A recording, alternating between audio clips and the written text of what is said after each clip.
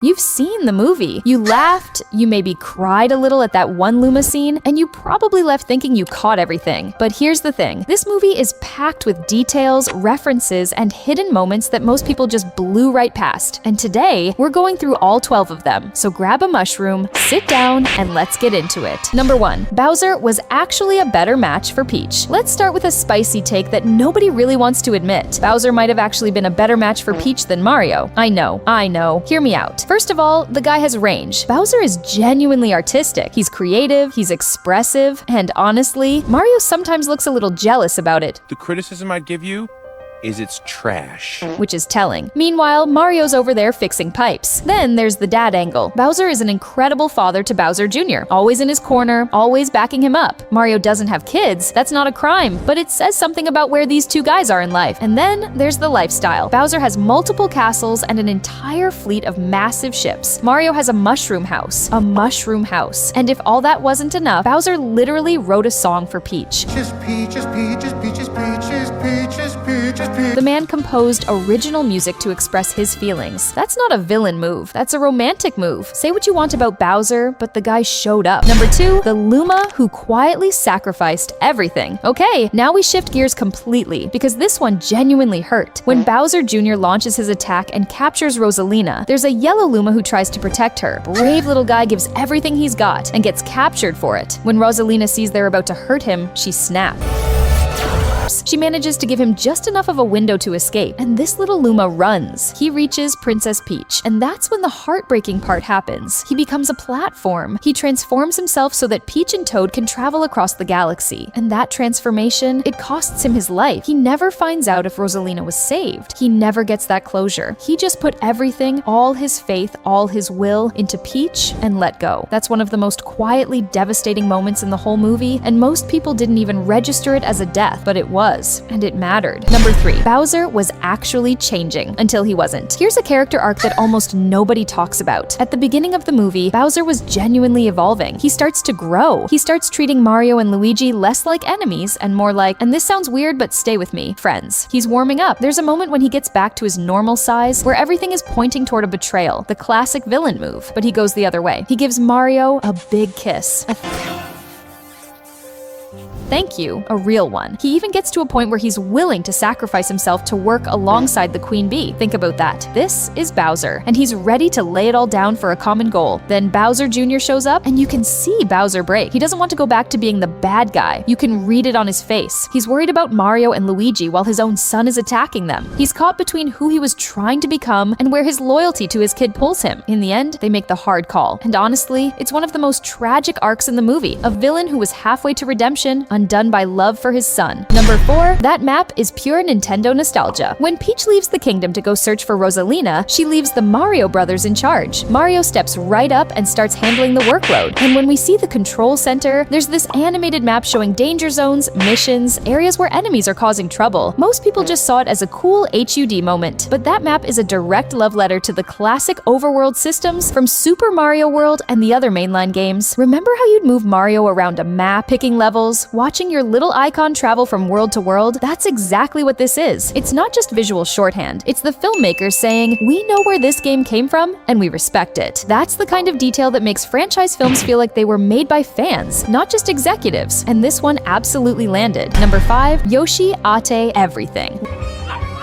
Let's keep track. Can we just take a moment to appreciate how absolutely feral Yoshi is in this movie? The second he arrives in Brooklyn, he eats an entire fruit basket. Then he eats a dog, just a whole dog. Then he casually steals Spike's pizza, munches on an apple while watching Donkey Kong like it's a snack break. Once they get to the Mushroom Kingdom, it doesn't stop. He eats Bowser's piñata, he eats all of Toad, all of him. He shoves a cannonball into his mouth, then a turtle. At the same time, he eats Kamek just to mess with him later, which is honestly a power move. He almost swallows Bowser whole, thinks about it, spits him out, and then wraps it all up with a balloon fruit like he's having dessert. Yoshi in this movie is operating on a completely different level. He's not a sidekick. He's a force of nature in a green body who just happens to follow Mario around. Number 6, that Dinosaur has a cameo history. When Toad loses baby Mario and baby Luigi, he eventually finds them happily playing with a dinosaur, and Toad immediately panics because he knows if that thing wakes up, it's over.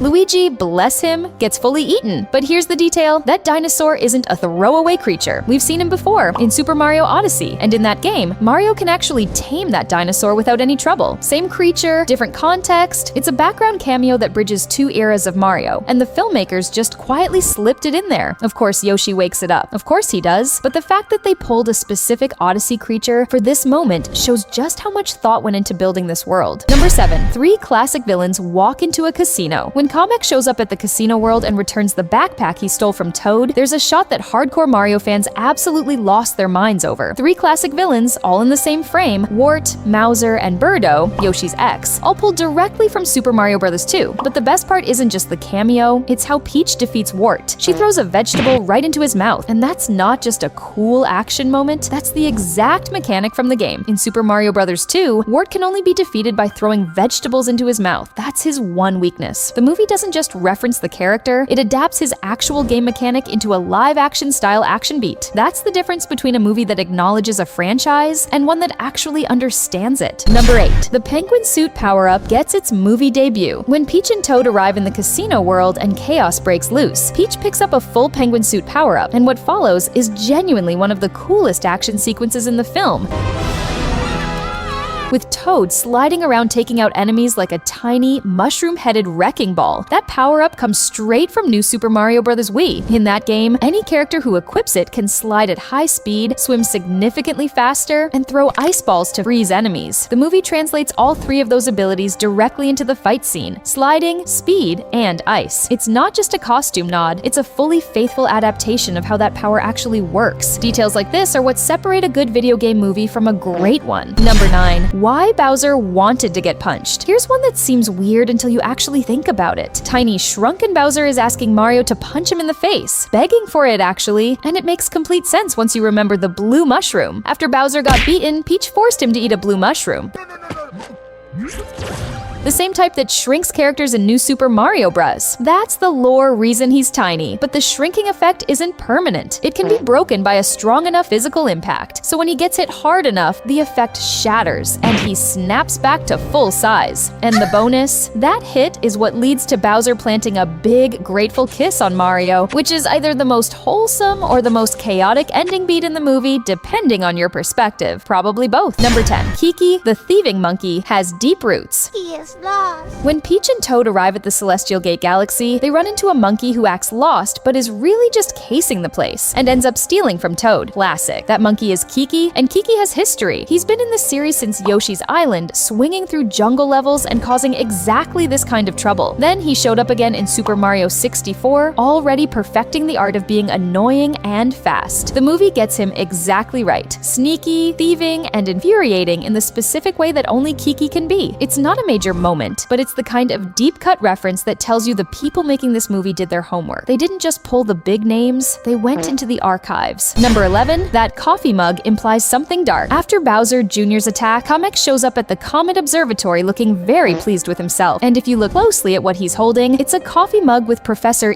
Gadd's logo on it. Gadd, for context, is the professor from Luigi's Mansion. Brilliant inventor, iconic character, his equipment is his identity. So why does Kamek have his mug? The movie doesn't explain it outright, but then it gives you another clue. Later in Bowser Jr.'s ship, you can spot a chair that also belongs to Gadd, 2 pieces of his property, both in enemy hands. The implication is hard to ignore. They either kidnapped the professor, or at the very least, they raided his lab and took what they wanted. It's a detail hidden in the background of 2 separate scenes, but put together, it tells a whole side story that the movie never directly addresses. That's elite-level filmmaking. Number 12. Bowser Jr.'s arsenal is a Nintendo museum. The final detail, and it might be the densest one in the whole movie. When Bowser Jr. is digging through his arsenal looking for a weapon, the filmmakers stuffed that scene with references. The rifle he pulls out to shrink Mario and Luigi, that's a clear nod to the Super Scope 6, the massive shoulder-mounted accessory for the Super Nintendo used in shooting games back in the day. But keep looking at that arsenal, there's Luigi's Poltergust 3000, the iconic vacuum from Luigi's Mansion, just sitting in there like it's nothing. And right next to it, the Flood, the water-powered jetpack Mario uses in Super Mario Sunshine. 3 legendary pieces of Nintendo equipment, all crammed into one background shot. It's pure fan service, but it's earned fan service. It rewards the people who've played everything without stopping the movie for anyone anyone who hasn't. That's how you do it. So there you have it. 12 details from the Super Mario Galaxy movie that most people completely missed. From a Luma quietly giving his life for Peach, to a coffee mug that hints at a kidnapping, to a monkey who's been annoying players since the SNES era. This movie is absolutely loaded. If you caught any of these yourself, drop it in the comments. And if there are details we missed, because honestly, there probably are, let us know down below. Like the video if you enjoyed it, subscribe if you want more deep dives like this, and we'll see you in the next one.